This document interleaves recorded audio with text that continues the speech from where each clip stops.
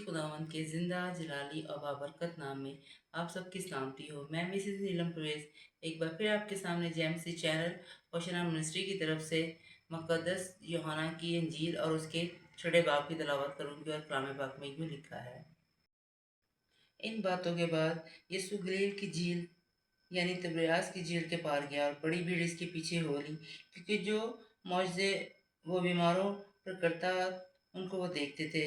यीशु पहाड़ पर चढ़ गया, अपने शागिर्दों के साथ वहाँ बैठा और यहूदियों की ईद फसह नज़दीक थी। बस जब यीशु ने अपनी आंखें उठाकर देखा कि मेरे पास बड़ी भीड़ आ रही है, तो फिलिप्पस से कहा कि हम इनके खाने के लिए कहाँ से रोटियां मोल लें। मगर उसने उसे आजमाने के लिए ये कहा, क्योंकि वो आप जानता था कि मैं क्या करूँगा।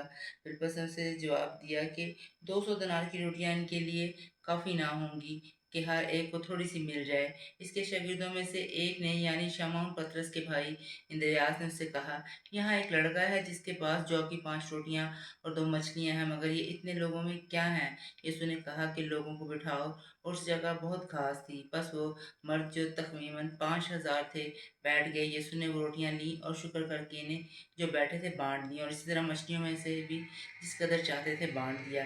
जब वो सैर हो चुके तो उसने अपने शागिर्दों से कहा कि बचे हुए टुकड़ों को जमा करो ताकि कुछ ज़ाया ना हो। चुनाचे उन्होंने जमा किया और जौ की 5 रोटियों के टुकड़ों से जो खाने से बच रहे थे 12 टोकरियां भरी। बस जो मौजा उसने दिखाया वो लोग उसे देख कर कहने लगे, जो नबी दुनिया में आने वाला था फिर हकीकत यही है। बस यीशु ने ये मालूम करके कि वो आकर मुझे बादशाह बनाने के लिए पकड़ा चाहते हैं, फिर पहाड़ पर अकेला चला गया। बस जब शाम हुई तो इसके शागिर्द झील के किनारे गए और कश्ती में बैठकर झील के पार कुफरनहूम को चले जाते थे। इस वक्त अंधेरा हो गया था और यीशु भी अभी तक इनके पास ना आया था, और आंधी के सबब से झील में मौजें उठने लगी। बस खित्ते खित्ते 3-4 मील के करीब निकल गए तो उन्होंने यीशु को झील पर चलते और कश्ती के नज़दीक आते देखा और डर गए। मगर उसने उनसे कहा, मैं हूँ, डरो मत। बस वो उसे कश्ती में चढ़ा लेने को राजी हुए। वो फौरन कश्ती में इस जगह जा पहुंची जहां वो जाते थे। दूसरे दिन उस भीड़ ने झील के पार खड़ी थी ये देखा कि यहाँ एक के सिवा और कोई छोटी कश्ती ना थी, और यीशु अपने शागिर्दों के साथ कश्ती पर सवार ना हुआ था, बल्कि सिर्फ इसके शागिर्द चले गए थे। लेकिन बाज़ छोटी कश्तियाँ तिबरियास से उस जगह के नज़दीक आई जहाँ उन्होंने खुदावन की शुक्र करने के बाद रोटी खाई थी। बस जब भीड़ ने देखा कि यीशु यहाँ ना नहीं है ना इसके शागिर्द, तो वो खुद ही छोटी कश्तियों में बैठकर यीशु की तलाश में कुफरनहूम को आए और झील के पार उससे मिलकर कहा, ए रब्बी, तू यहाँ कब आया। यीशु ने उनके जवाब में कहा, मैं तुमसे सच कहता हूँ कि तुम मुझे इसलिए नहीं ढूंढते कि मौजज़े देखे, बल्कि इसलिए कि तुम रोटियां खाकर सैर हुए।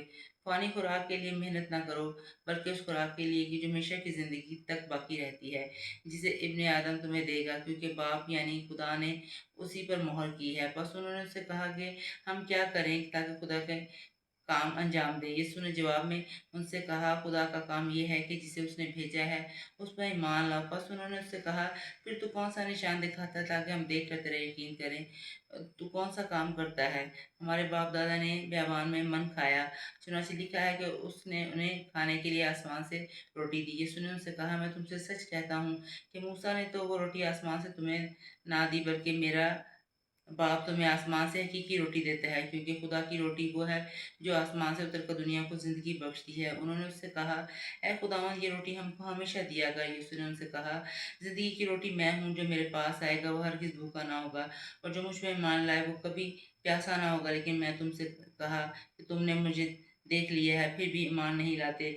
जो कुछ बाप ने मुझे दिया है मेरे पास आ जाएगा, और जो मेरे पास आएगा उसे मैं हरगिज़ निकाल ना, क्योंकि मैं आसमान से इसलिए नहीं उतरा हूँ कि अपनी मर्ज़ी के माफ़िक अमल करूँ, बल्कि इसलिए कि अपने भेजने वाले की मर्ज़ी के माफ़िक अमल करूँ।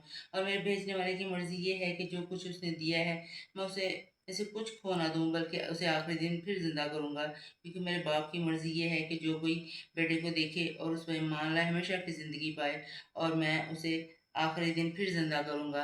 बस यहूदी इस पर बुड़बुड़ाने लगे, इसलिए कि उसने कहा था कि जो रोटी आसमान से उतरी वो मैं हूँ। उन्होंने कहा, ये यूसुफ का बेटा यीशु नहीं, जिसके बाप और माँ को हम जानते हैं, अब ये क्यों कर कहता है कि मैं आसमान से उतरा हूँ। यीशु ने जवाब में उनसे कहा, आपस में ना बुड़बुड़ाओ। कोई मेरे पास नहीं आ सकता जब तक बाप ने उसे ना भेजा है उसे खींच ले और मैं उसे आखिरी दिन फिर ज़िंदा करूँगा। नबियों के सहीफ़ों में ये लिखा है कि वो सब खुदा से तालीम याफ़्ता होंगे।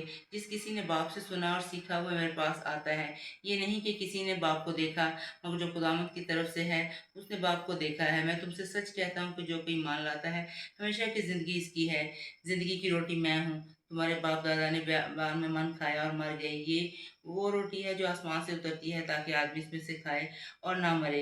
मैं हूँ वो ज़िंदगी की रोटी जो आसमान से उतरी। अगर कोई इस रोटी में से खाए तो अबद तक ज़िंदा रहेगा, बल्कि जो रोटी मैं इस जहान की ज़िंदगी के लिए दूँगा, वो मेरा गोश्त है।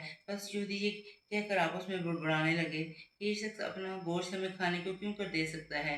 यीशु ने उनसे कहा, मैं तुमसे सच कहता हूँ कि जब तक तुम इब्ने आदम का गोश्त ना खाओ, उसका खून ना पियो, तुम्हें ज़िंदगी नहीं। जो मेरा गोश्त खाता और मेरा खून पीता है, हमेशा की ज़िंदगी इसके पास है। मैं इसे आखिरी दिन फिर ज़िंदा करूँगा, क्योंकि मेरा गोश्त फ़िल हकीकत खाने की चीज़ और मेरा खून फ़िल हकीकत पीने की चीज़ है। जो मेरा गोश्त खाता और मेरा खून पीता है, वो मुझसे कायम रहता है और मैं उसमें। जिस तरह ज़िंदा बाप ने मुझे भेजा और मैं बाप के सबब से ज़िंदा हूँ, इसी तरह वो भी जो मुझे खाएगा और मेरे सबब से जो रोटी आसमान से उतरी यही है, बाप दादा की तरह नहीं कि खाया और मर गए। जो ये रोटी खाएगा वो अब तक जिंदा रहेगा। ये बातें उसने कुफरनहूम के एक इबादत खाना में तालीम देते वक्त कही। इसलिए इसके शागिर्दों में से बहुतों ने सुनकर कहा कि ये कलाम नागवार है, इसे कौन सुन सकता है। यीशु ने अपने जी में जान करके मेरे शागिर्द आपस में इस तरह की बात बात गुड़बड़ाते हैं उनसे कहा, क्या तुम इस बात से ठोकर खाते हो? अगर तुम इब्ने आदम को ऊपर जाते देखोगे जहाँ वो पहले था तो क्या होगा? जिंदा करने वाली तो रूह है, जिस्म से कुछ फ़ायदा नहीं। जो बातें तुमने कही हैं वो रूह में और ज़िंदगी में भी हैं, मगर तुम में से बाज़ ऐसे हैं जो ईमान नहीं लाए। क्योंकि यीशु शुरू ही से जानता था जो ईमान नहीं लाते वो कौन हैं और कौन मुझे पकड़वाएगा। फिर उसने उनसे कहा, इसीलिए मैंने तुमसे कहा था कि मेरे पास कोई नहीं आ सकता जब तक बाप की तरफ से उसे ये तौफीक ना दी जाए।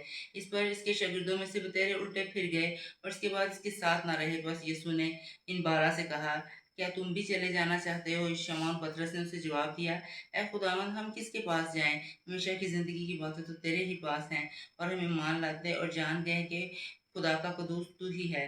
यीशु ने जवाब दिया, क्या मैं तुम 12 को नहीं चुन लिया और तुम में से एक शख्स शैतान है। इसने शमौन अस्करियोती के बेटे यहूदा की निस्बत कहा, क्योंकि यही उन 12 में से था जो उसे पकड़वाने को था।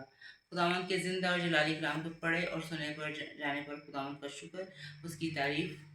जय मसीह की।